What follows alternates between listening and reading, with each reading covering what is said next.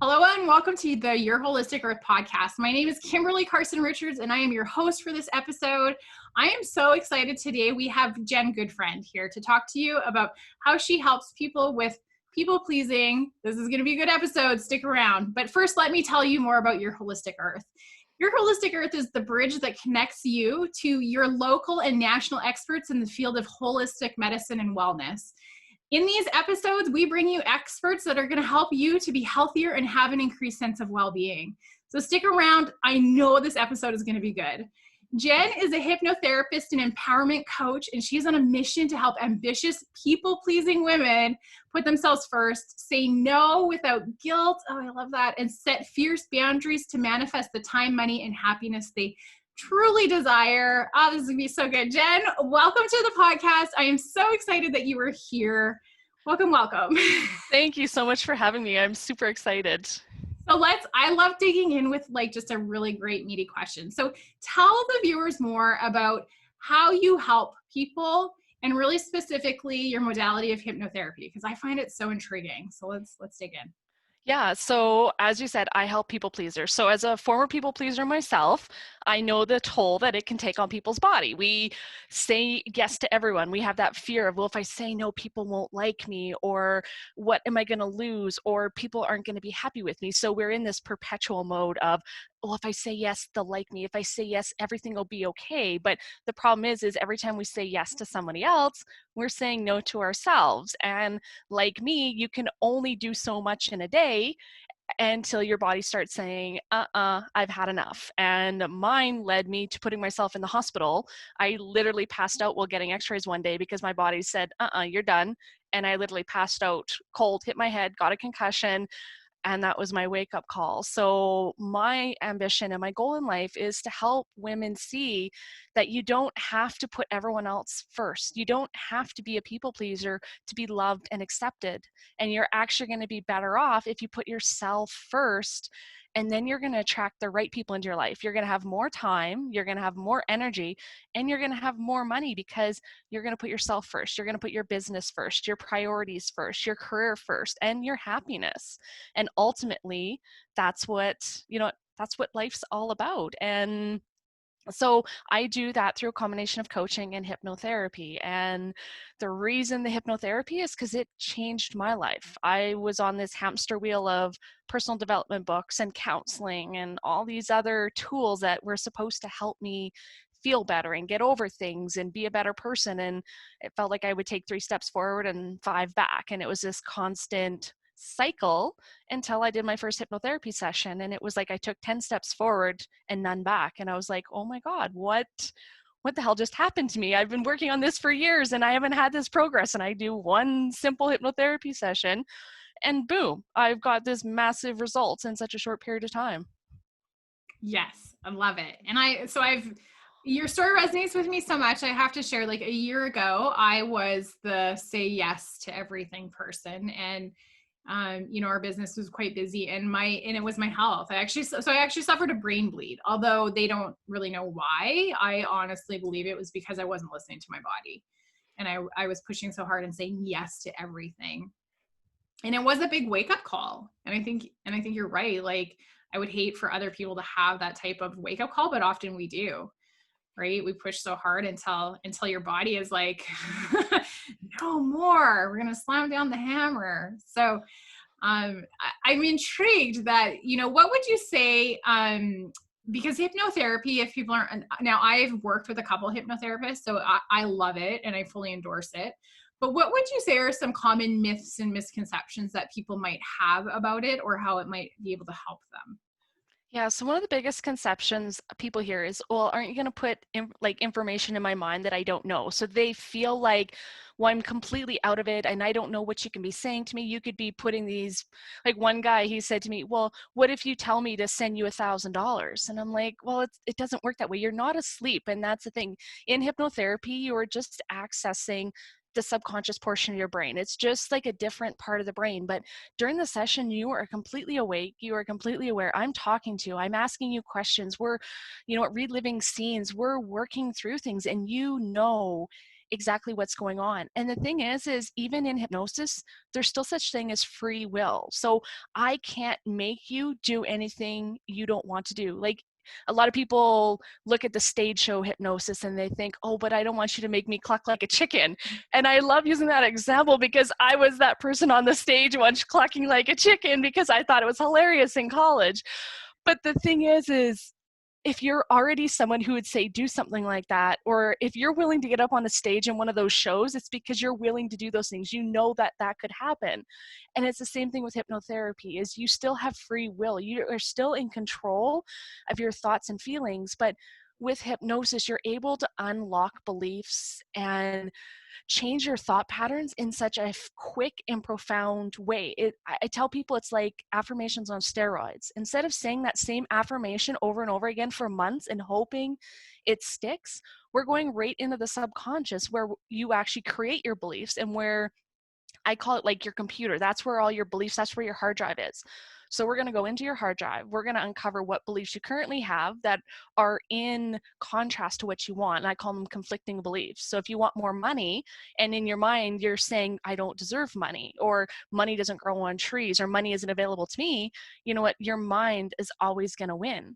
So until we go in and remove that belief and then put the new belief in of I'm wealthy, I'm happy, I'm successful, you'll never truly have what you want outside world. So yeah, so it's just like affirmations, it's accessing a different part of your brain, and you really do have free will. You can say, I don't want that belief, I don't believe that, and you only keep what it is that you truly desire. Mm-hmm. I think one of the most interesting things about hypnotherapy that was my personal experience was that it cleared things I wasn't even aware were going on. And it's so hard to describe to another person when you just come out the other side and you're like, I just feel so much better because something's gone, but I can't tell you what's gone, because a limiting belief is so hard to define. Right. And I think that's why for a lot of people, it's like this idea of like the subconscious mind and the thought that like an idea can be so deeply planted, but that it actually stops you from like doing the things you want to do and achieving the things you want to do. And it manifests in so many different ways. So for people that haven't heard that term before, or they're not really familiar with the more kind of personal development terminology of a limiting belief, how would you explain that to someone that had never like heard that, or this was their first time really exploring the fact that there's something holding them back, but they're not sure what it is? Okay, so I'm going to pull in some of my psychology stuff in here as well. So children up to the age of 5, their brains are changing daily. That's why when you teach young children things, they learn so quickly, is because their brain is creating these new synapses. Things are going on. Well, when they're creating those new synapses, they're very malleable. They hear everything, they see everything. So whatever's going on around them, they create beliefs around that. And children up to the age of 5 have created about 50% of their beliefs. And by the age of 18 have created 85 to 90% of their beliefs. So by time we are adults and told we can have our own beliefs, we can make up our own mind, we can be adults now, we've actually been programmed. And those programs can be good programs or they can be bad programs. So an example is I still do hypnotherapy myself, and I did a session with a colleague not long ago around something about losing happiness. There was just something going on. I was sabotaging my happiness. And it turned out that at the age of 2 and 3 years old, I created this belief that happiness was always going to be taken away from me, that I could have it, but it was only short-lived. And that went back to a scene. And it's, you look at it now as an adult, you think, oh my God, that's crazy. Like, how did I create that belief? But I was a horse fan. Like, I've been around horses my whole life. Horses have been my passion. It was something I shared with my dad and my grandfather. And I remember being up on my horse. We went back because with hypnosis, you regress back to these scenes. And I was on this horse, and my dad and my grandpa were riding around. And my mom came out and said, get her off. Like, she's going to get hurt. Something's going to happen. So they pulled me off, and she pulled me away from happiness. And then another scene where something happened. I was doing something I really enjoyed, and my brother took that happiness away. So at 2 and 3 years of age, because of these simple little things that we don't think about, I created this belief that happiness wasn't available to me, that it was always taken away. And same thing with money beliefs. I talk to people all the time who, they hear their parents say money doesn't grow on trees. Money caused a divorce in their family. Money they had it and they lost it. And so they create these beliefs around money where I can't have it, or I can't have love, like divorce. I work with so many women who have divorced parents, and then they sabotage their future happiness because they've created this belief in their childhood mind that they don't understand. They just know that, well, I keep sabotaging relationships. I keep attracting these jerks, these assholes. Why do I keep attracting these wrong men? And it's because your mind created this belief that fighting is love, or that people mistreating me is love.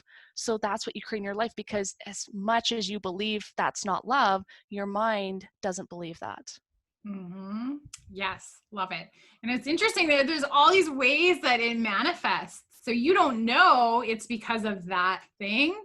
It just shows up in other ways, right? It's really interesting. So now, and I know you said your focus is like helping people get over people pleasing. So what would you say, like, do you think, is there a commonality you see for people when they come to you of like things that happened when they were younger that create that tendency to want to be a people pleaser, or is it just different for everyone? I think there is quite a commonality, and it's among trying to make a parent happy. So you weren't good enough as a child, like maybe you had an older sibling or another sibling who was maybe sick all the time, or they were like really successful. So you were always having to try and prove yourself.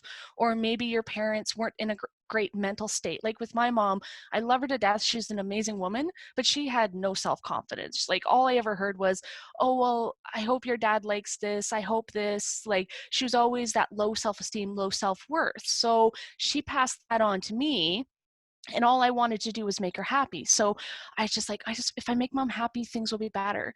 I had a brother who had violent tendencies, and he would beat the living crap out of me. And I thought to myself, well, if I was just a better kid, he wouldn't want to beat me up. Like it was just those beliefs as a childhood that you're not enough. And that's the number one belief. And it's amazing. My mentor, I work with Marissa Peer. That's who I did my hypnosis training. And she has this amazing therapy called RTT that I learned. It's a different modality of hypnotherapy.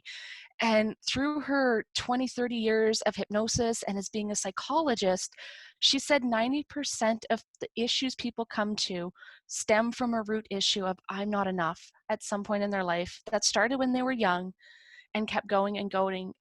People like Amy Winehouse, that was Marissa Peer worked with her, and that was her biggest thing. She had fame, she had fortune, all the things that she thought were going to bring her happiness, and they didn't, because inside she didn't think she was enough. Marilyn Monroe was another one.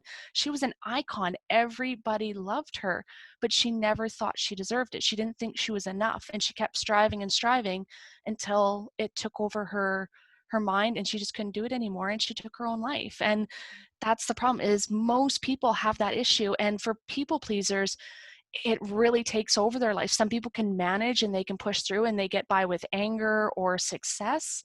But as people pleasers, we think we have to do more, be more, have more, and to the point where, something happens that takes away from us, like our health or unhappiness, and even sometimes suicide or depression or things like that take over, and we just can't handle it anymore.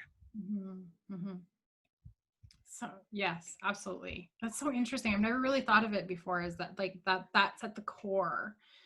Oh my gosh, I would want to like we can spend a whole hour digging into this. This is so interesting.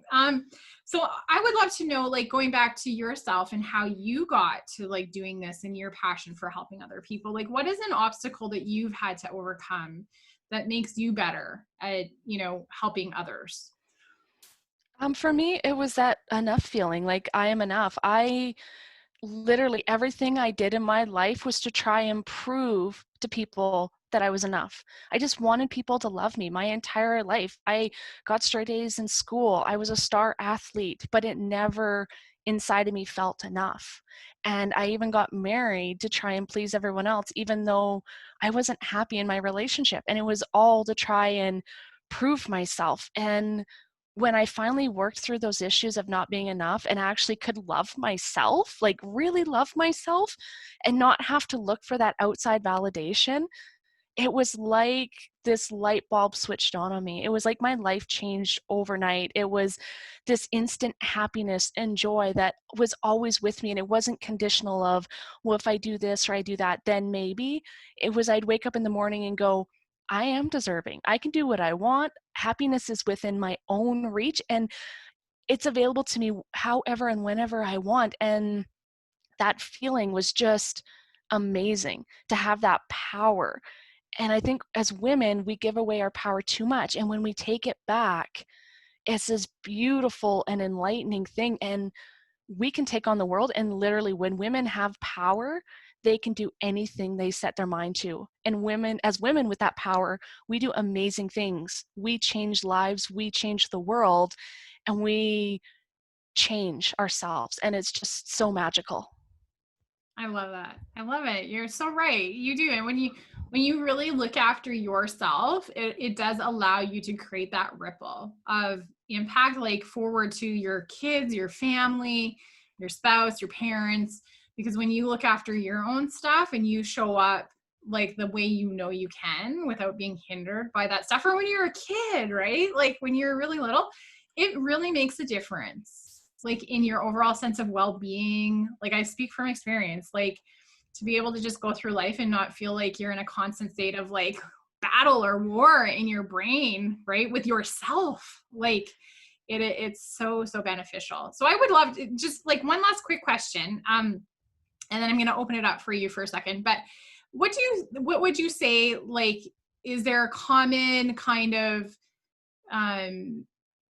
state of being or wellness you see with your clients after they go through like some sessions of hypnotherapy, or do people experience it differently, do you think? Like Um, from the one end to the other, like the after, what is that like for people? I think it's a very common theme. It's this like a weight being lifted off of you. Mm. And I felt that myself. And it's like these women feel this burden is gone, like these expectations, and they've got this years of weight, however long they've been on this earth. It's this expectation piling up and piling up and piling up. And even within the first session, it's like, oh my God, like, wow, I didn't know I could feel this light. And it's about realization. It's like anything. When we realize what's been holding us back, we realize what's been happening in our life, and we can look at it and go, oh, wow, I didn't realize that affected me so much. I didn't realize that little thing did that to me. And that's one reason I love hypnotherapy, is because it's so quick and it's so transformational. You don't have to do years of hypnosis to get change. Like I did years of counseling and got very little change. It was like I was talking about the same thing over and over and over again with no real difference. And then after one hypnosis session, I was almost like this different person.